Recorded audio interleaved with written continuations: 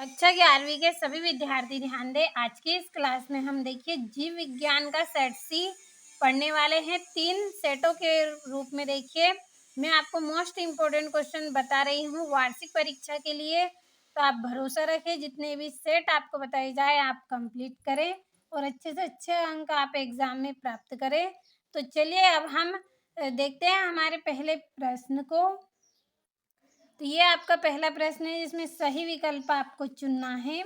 पहला है कोशिका में ऑक्सी श्वसन द्वारा एटीपी निर्माण का मुख्य स्थान है, तो कौन सा है? माइटोकॉन्ड्रिया। दूसरा है प्रथम जंतु है, तो इसका आंसर आएगा आपका अगुणित तथा मांस में पाया जाता है। तीसरा है आपका कुछ पादप कोशिकाओं की कोशिका भित्ति मोटी तथा सिरों पर नुकीली होती है, तो यह हो सकती है। तो इसका आंसर आएगा आपका इसके रेन क्लाइमा। 7 नंबर वाला आपका राइट रहेगा।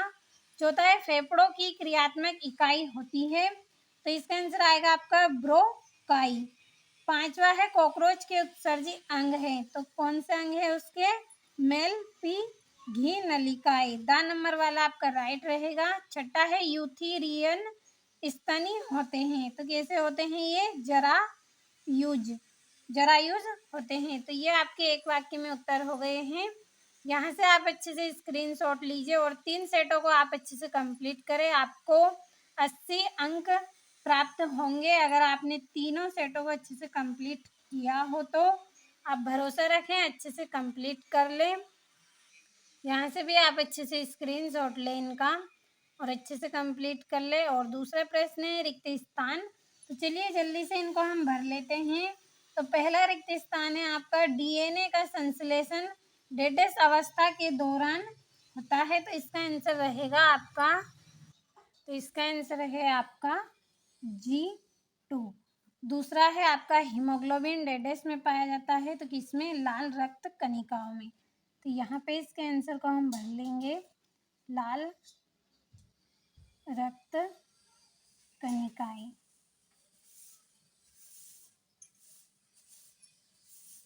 लाल रक्त कणिकाओं में। तीसरा है तर्कु तंतुओं का निर्माण डेडेस प्रोटीन से होता है, तो इसका आंसर आएगा आपका ट्यूक्यूलिन। तो यहाँ पे इसके आंसर को भर लेंगे हम,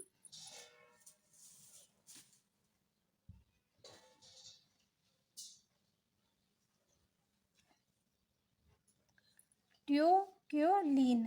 अगला है आपका रुधिर निर्माण की प्रक्रिया को डेडेस कहते हैं, तो इसका आंसर आएगा आपका हीमोपोइसिस। तो यहाँ पे हम इसके आंसर को भरेंगे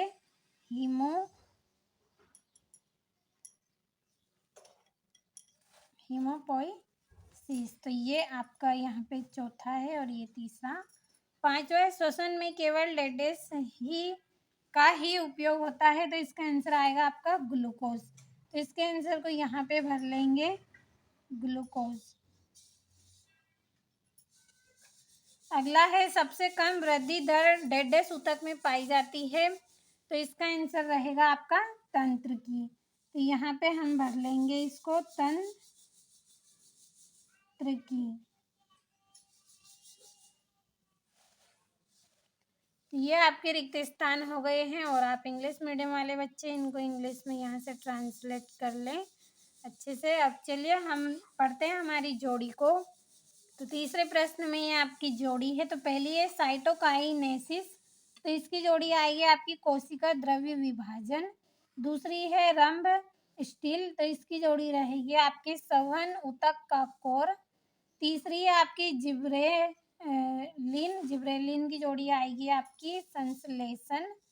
चौथी जोड़ी है रेडियूला, तो इसकी जोड़ी आएगी टिनोफेरा, चौथी जोड़ी। 5वीं है साइटोकाइनेसिस, तो इसकी जोड़ी रहेगी आपकी कोशिका द्रव्य विभाजन। तो ये आपकी 5वीं जोड़ी, अच्छे से कंप्लीट कर ले आप। और ये यहाँ से, और चौथा प्रश्न एक वाक्य में उत्तर। पहला है आपका कौन सा हार्मोन रुधिर में ग्लूकोज की मात्रा निश्चित बनाए रखता है, तो इंसुलिन। तो यहाँ पे इसके आंसर को लिखेंगे इंसुलिन। दूसरा है कोशिका चक्र की किस अवस्था में कोशिका विभाजित होती है, तो एम अवस्था।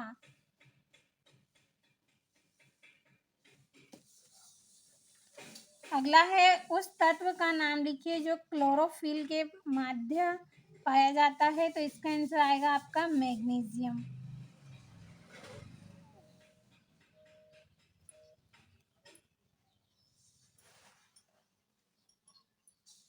हेलो, तो तीसरे का आंसर आएगा आपका मैग्नीशियम। चौथा है एटीपी क्या है, तो एटीपी क्या है, कोश की ऊर्जा की मुद्रा है, तो इसके आंसर को हम लिख लेंगे यहाँ पे कोश की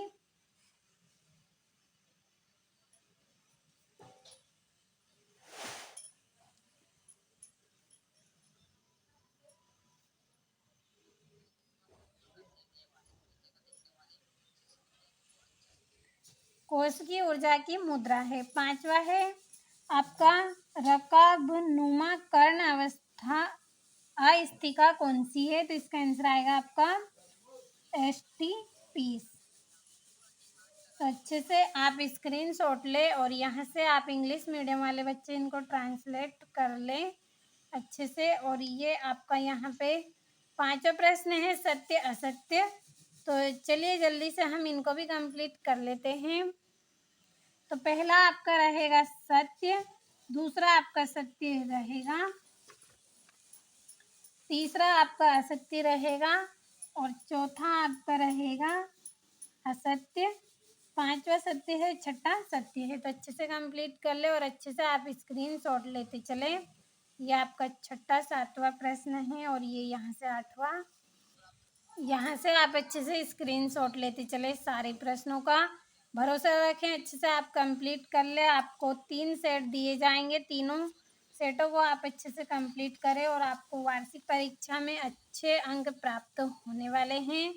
जितने भी सेट बताए जा रहे हैं आप कंप्लीट कर लें। और ये यहाँ से तो आपने सारे प्रश्नों का अच्छे से स्क्रीनशॉट लिया होगा, अच्छे से आपको कंप्लीट कर लेना है सारे प्रश्नों को।